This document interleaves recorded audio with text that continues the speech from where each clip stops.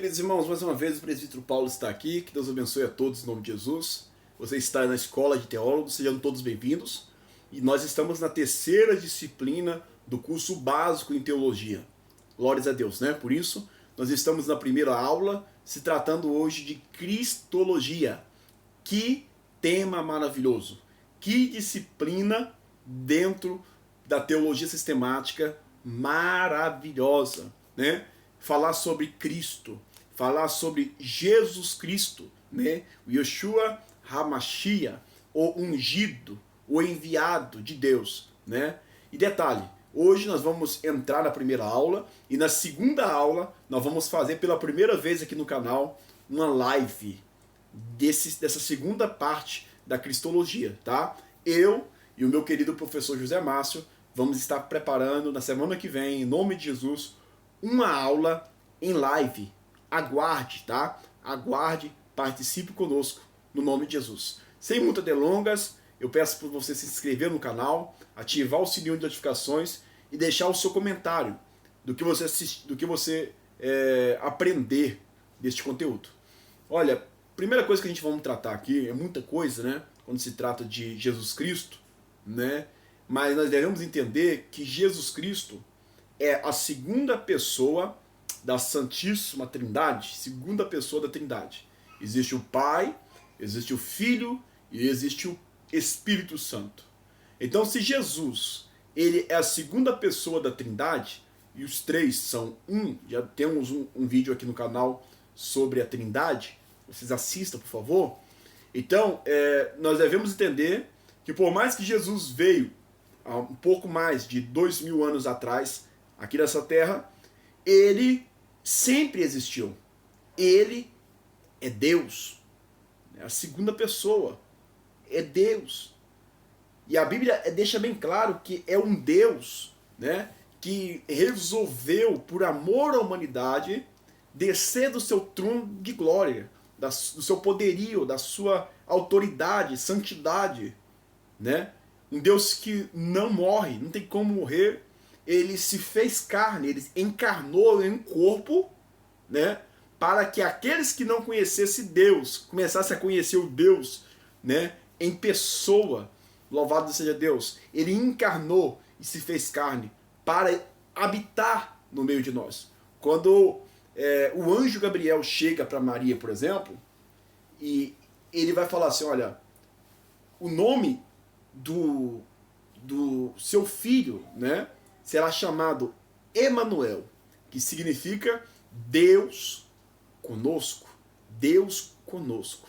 Louvado seja Deus. Isso também é profetizado, você estuda bem lá em sua casa, né? Em Isaías 53 vai falar sobre isso. Na verdade, tem mais de 20 capítulos, se eu não me engano, que o profeta Isaías vai tratar de profecias relacionadas a Jesus Cristo. Por isso, ele é chamado de o profeta messiânico, né? Tem alguns teólogos que falam que a metade do livro de Isaías trata sobre o nosso Senhor Jesus Cristo. Louvado seja Deus. Então, vamos começar. Qual o propósito? Isso é muito interessante você anotar aí. Tá? Qual é o propósito da encarnação? Presbítero Paulo, qual que é o propósito da encarnação? Eu separei alguns pontos aqui para você estudar. Tá? Primeiro ponto, propósito da encarnação, tudo com base bíblica, é revelar Deus a nós. Né? Outrora,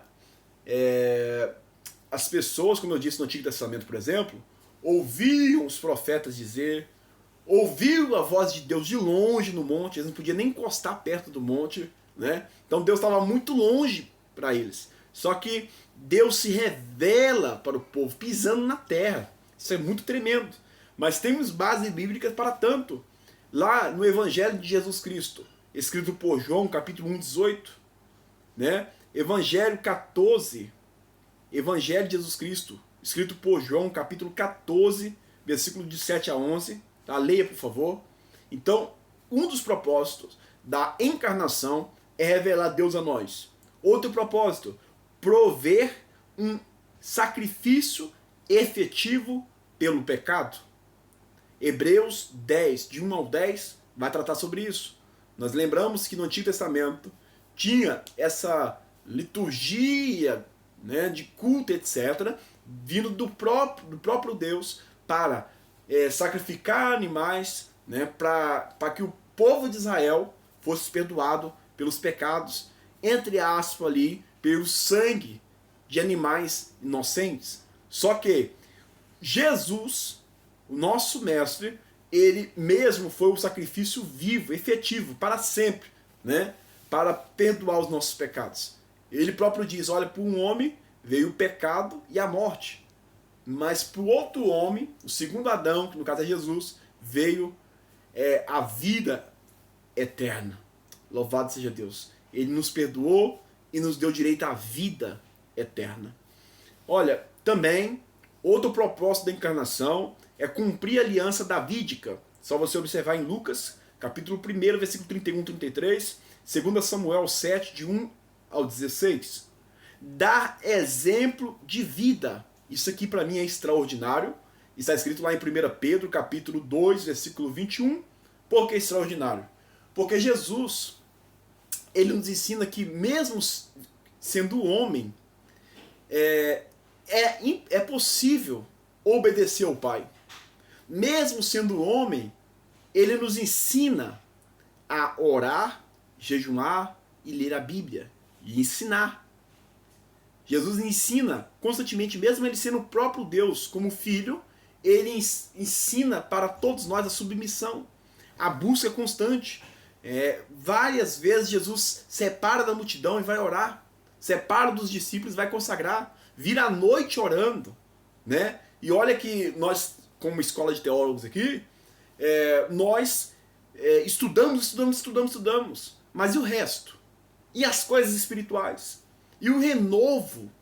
E os ensinos de Jesus para a gente buscar a Deus? Para a gente ter comunhão com Deus? Não adianta nós termos comunhão com os livros se nós esquecermos o primordial, que é a intimidade com a presença do Pai. Fica a dica. Pois bem, outro propósito da encarnação: destruir as obras do diabo. Isso aqui é fenomenal. Isso aqui é fenomenal, porque outrora o inimigo achava que ele era o príncipe deste mundo, príncipe dos crentes, príncipe de toda a igreja, né? No tempo, eu digo igreja no tempo dos tabernáculos e templos mesmo, príncipe de Israel. Não. Jesus vem, perdoa os nossos pecados. Outrora nós éramos condenados todos ao inferno, mas Jesus, ele vem para nos perdoar, pagar a dívida impagável. Observe como ele destrói as obras do diabo.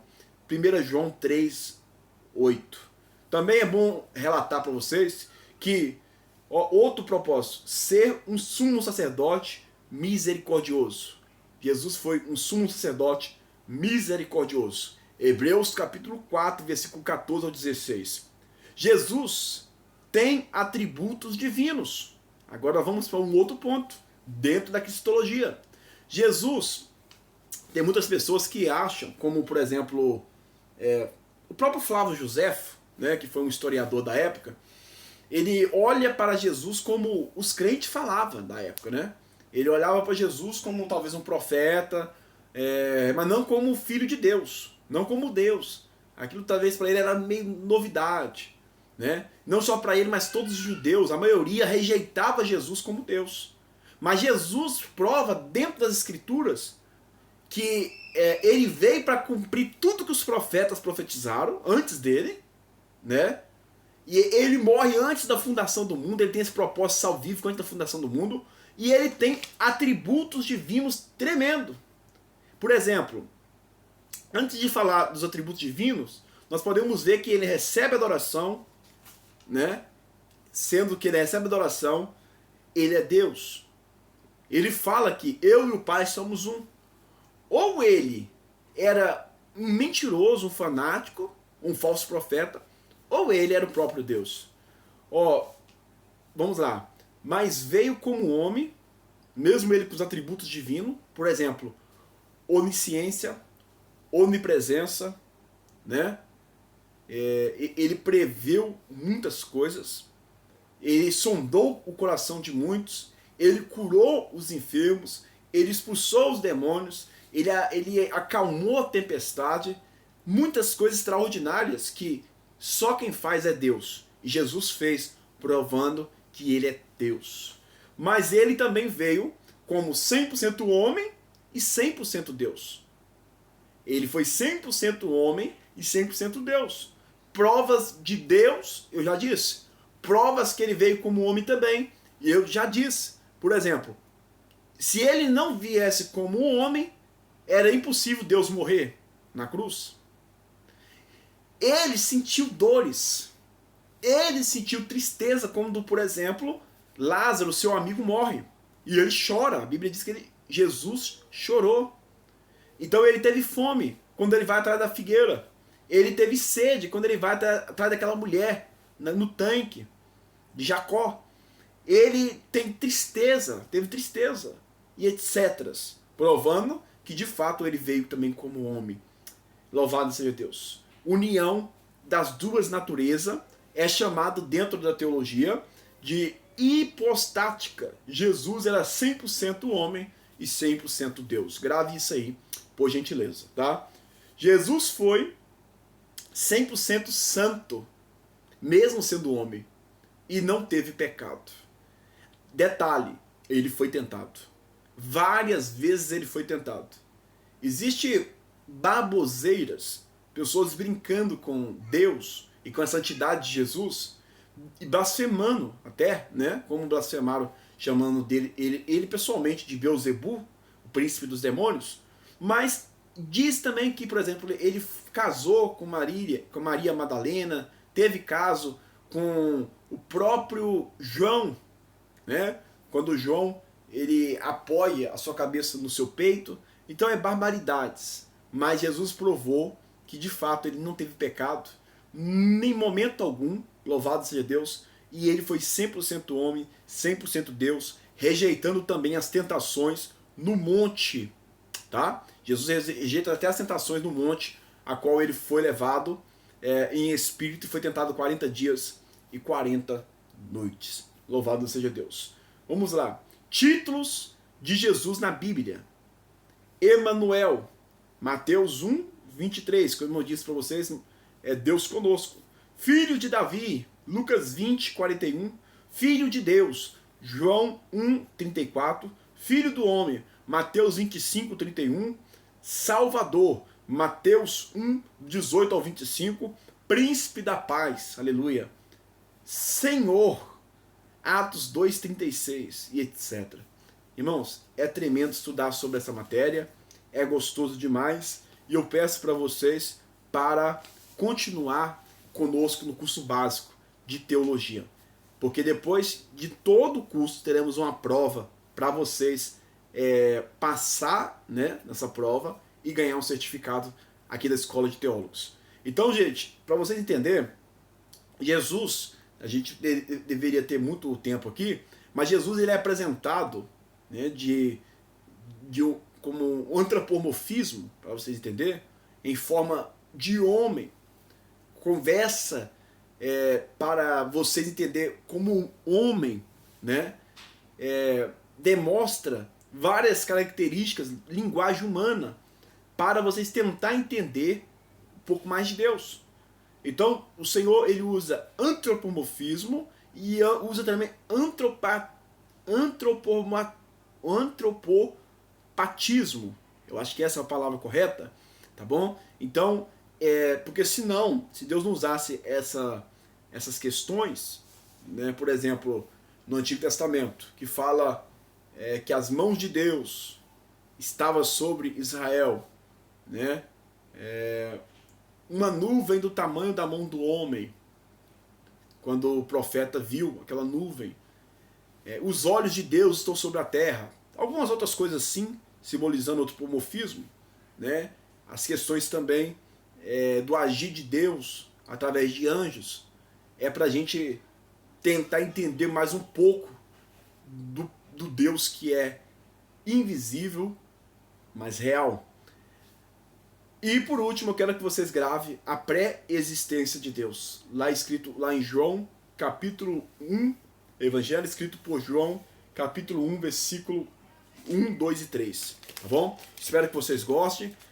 A gente vai continuar o segundo vídeo para vocês aqui na Escola de Teólogos com a live dos irmãos Escola de Teólogos, tá? Eu e o professor José Márcio. Deus abençoe a todos. Se você gostou, comente aí embaixo se você gostou. Um abraço para todos, no nome de Jesus. Glórias a Deus.